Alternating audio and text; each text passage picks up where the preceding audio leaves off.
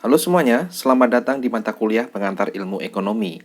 Di pertemuan pertama ini, kita akan membahas tentang lingkup dan prinsip ilmu ekonomi. Silahkan klik next untuk memulai pembelajaran. Istilah ekonomi sering kita jumpai di kehidupan kita sehari-hari, dari obrolan dengan teman, dengan keluarga, bahkan sampai di media massa. Istilah ekonomi sendiri berasal dari bahasa Yunani oikonomos, yang artinya seseorang yang mengelola rumah tangga. Lantas, mengapa istilah ekonomi berasal dari bahasa oikonomos ini? Karena prinsipnya, apa yang dilakukan oleh seseorang yang mengelola rumah tangga itu, itulah prinsip dari ekonomi. Artinya, orang tadi akan menjumpai keterbatasan pendapatan misalnya. Kemudian dia harus mengalokasikan keterbatasan pendapatan tersebut untuk berbagai macam kebutuhan. Dan inilah sekali lagi adalah prinsip ekonomi. Nah, dari oikonomos itu, terminologi ekonomi berkembang menjadi suatu sistem aktivitas. Aktivitas apa saja? Aktivitas produksi, distribusi, dan konsumsi barang dan jasa dalam sebuah masyarakat. Nah, itu adalah ekonomi atau ekonomi dalam bahasa Inggris. Nah, lantas apa itu ilmu ekonomi? Atau dalam bahasa Inggris disebut dengan economics. Nah, kalau economics ini adalah suatu ilmu sosial yang mempelajari bagaimana masyarakat membuat pilihan dalam mengelola sumber daya yang terbatas atau scarce atau langka. Itulah ilmu ekonomi. Dan yang perlu kita ingat, kita tidak boleh terbalik-balik ya atas beberapa terminologi ekonomi. Ada ekonomi, ada economic. Economic itu adalah kata sifat dari ekonomi. Misalnya kita menggunakan dalam terminologi pertumbuhan ekonomi, economic growth. Kemudian ada kata lagi economical. Nah, ini artinya hemat. Dan yang terakhir adalah economics. Ini adalah ilmu ekonomi. Jadi ada 4 terminologi itu. Sekali lagi jangan sampai terbalik-balik. Ada ekonomi, economic, economical, dan economics. Sekali lagi kita akan pertegas apa itu ilmu ekonomi atau economics. Ilmu ekonomi adalah ilmu sosial yang mempelajari bagaimana masyarakat membuat pilihan dalam mengelola sumber daya yang terbatas. Dalam rangka apa? Dalam rangka untuk meningkatkan kemakmurannya. Nah, masyarakat di sini itu ada berbagai macam. Masyarakat di sini kita bisa artikan sebagai rumah tangga. Masyarakat di sini kita bisa artikan sebagai perusahaan, bisa kita artikan sebagai pemerintah, bisa kita artikan sebagai masyarakat luar negeri. Intinya, masyarakat di sini adalah pelaku ekonomi. Jadi ekonomi sekali lagi adalah mempelajari bagaimana pelaku ekonomi tadi untuk membuat pilihan, untuk mengelola sumber daya yang terbatas. Tujuannya adalah untuk meningkatkan kemakmurannya. Itulah ilmu ekonomi. Sehingga nanti kita akan mengenal misalnya rumah tangga. Bagaimana sebuah rumah tangga yang memperoleh atau mempunyai keterbatasan pendapatan atau penghasilan harus mengalokasikan itu untuk mencukupi kebutuhannya. Barang dan jasa apa yang akan dibeli untuk memenuhi kebutuhannya sehingga kepuasannya akan maksimal. Oke, itu rumah tangga.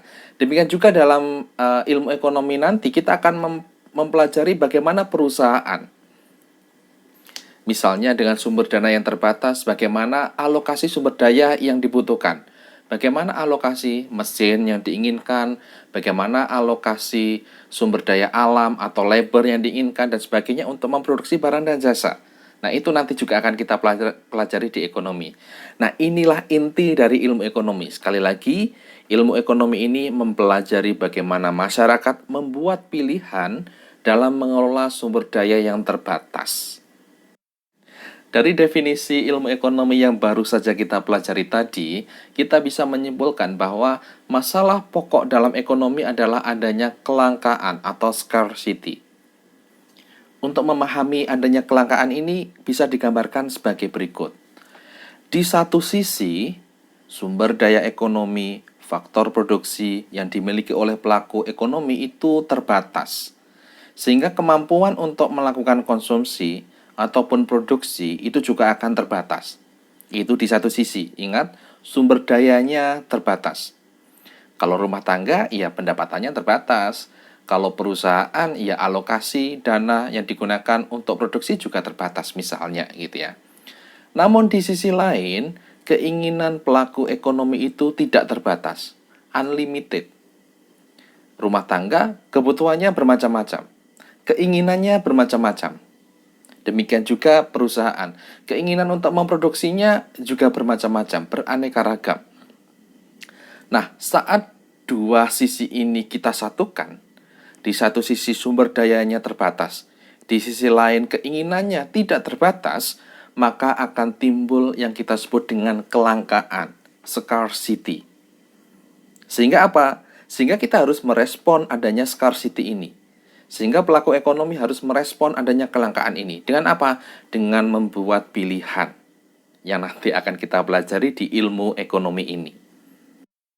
Oke, di slide sebelumnya kita telah mempelajari pelaku ekonomi harus membuat pilihan, harus membuat choices.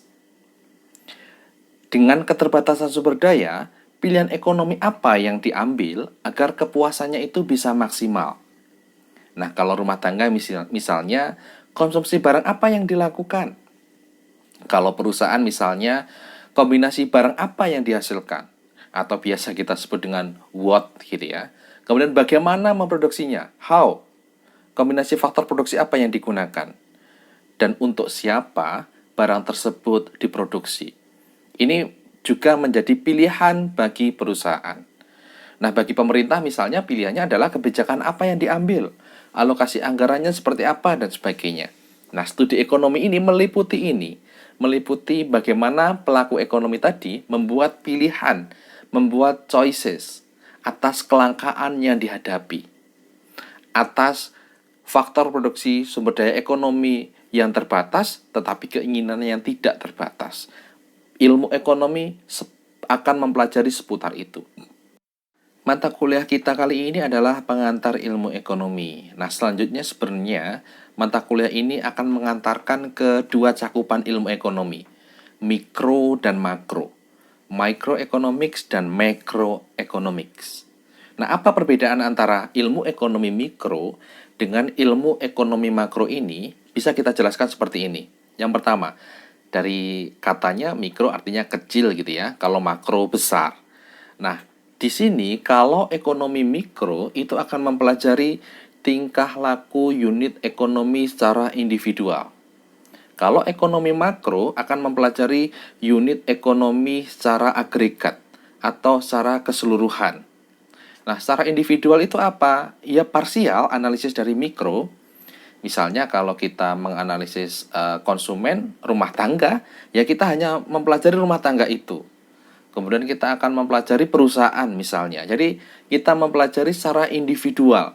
Kita akan menganalisis bagaimana tadi masing-masing pelaku ekonomi membuat keputusan tadi secara parsial, itu yang dipelajari di ilmu ekonomi mikro.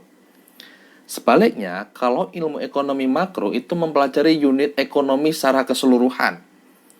Jadi saat nggak hanya satu rumah tangga, tetapi semua rumah tangga di dalam perusahaan, di dalam sebuah negara itu berkumpul. Nggak hanya satu produsen, tetapi semua produsen yang di dalam sebuah negara itu berkumpul. Bagaimana interaksi di antara mereka? Pasarnya tidak hanya pasar satu jenis barang, tetapi pasar semua jenis barang yang ada di sebuah negara. Dan ada pemerintahan di situ. Itulah ekonomi makro. Gitu ya. Jadi yang dipelajari adalah secara keseluruhan, secara agregat. Oke, itu pembeda yang pertama. Pembeda yang kedua bisa kita lihat dari sisi objeknya. Kalau ilmu ekonomi mikro, karena tadi adalah kita mempelajari secara individual, maka objeknya ya konsumen secara individual gitu ya.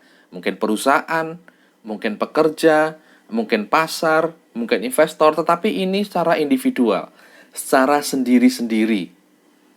Sebaliknya, kalau ilmu ekonomi makro atau ekonomi makro, macroeconomics, objeknya adalah unit ekonomi dalam sebuah negara secara keseluruhan. Gitu ya. Itu pembeda yang kedua. Pembeda yang ketiga dari topik yang dipelajari. Kalau mikroekonomi, ekonomi mikro, topik yang dibahas adalah bagaimana unit dalam ekonomi mengelola sumber daya yang terbatas. Misalnya nih, perusahaan kalau kita menganalisis rumah tangga adalah bagaimana rumah tangga itu bisa memaksimalkan utility-nya atas pendapatan yang dia peroleh. Kemudian kita membahas perusahaan, maka kita akan membahas bagaimana perusahaan akan memaksimalkan profitnya. Kombinasi barang yang dihasilkan seperti apa? Faktor produksi yang digunakan seperti apa? Oke, itu topiknya seputaran itu. Nah, kalau ekonomi makro, karena kita menganalisis semua individu di dalam sebuah negara, semua perusahaan di dalam sebuah negara, dan ada pemerintahan di situ, maka topik yang dibahas adalah misalnya PDB, pertumbuhan ekonomi, inflasi, pengangguran, suku bunga, dan sebagainya. Yang ini menunjukkan adalah perekonomian secara agregat, secara keseluruhan. Jadi seperti itu. Nah, posisi mata kuliah kita, pengantar ilmu ekonomi nanti sebenarnya adalah untuk mengantarkan ke sini, mengantarkan ke ekonomi mikro dan mengantarkan ke ekonomi makro. Jadi pembagiannya adalah sebelum UTS kita akan mempelajari konsep-konsep yang akan kita gunakan di ekonomi mikro. Dan setelah UTS kita akan mempelajari konsep-konsep dasar yang akan dipelajari di ekonomi makro. Jadi pembagiannya seperti itu. Nah, itu kan cakupan ilmu ekonomi secara umum gitu ya, ada mikro dan makro. Nah, sebenarnya kalau kita bicara ilmu ekonomi itu luas. Bidangnya, field-nya itu banyak sekali. Jadi ini sebenarnya langkah awal nih. Kalau teman-teman mahasiswa ingin mempelajari ekonomi lebih mendalam dan mungkin untuk studi lanjutan nantinya di S2 atau S3, ini hanya pengantarnya gitu ya. Kalau untuk spesifikasi tertentu, spesialisasi tertentu, field-nya dari ilmu ekonomi itu banyak. Misalnya, regional economics atau ekonomi wilayah gitu ya. Urban economics, ekonomi perkotaan. Environmental economics, ekonomi lingkungan. Natural resources economics, ekonomi sumber daya alam. Labor economics, economic development, political economics, behavioral economics, dan health economics. Jadi kalau mungkin teman-teman mahasiswa melihat jurusan S2 atau S3, terutama di S3 gitu ya, di luar negeri, universitas ternama, langsung menjurus ke field-field dalam ekonomi ini gitu ya. Oke, jadi seperti itu. Saya hanya memberikan gambaran ilmu ekonomi itu seperti apa.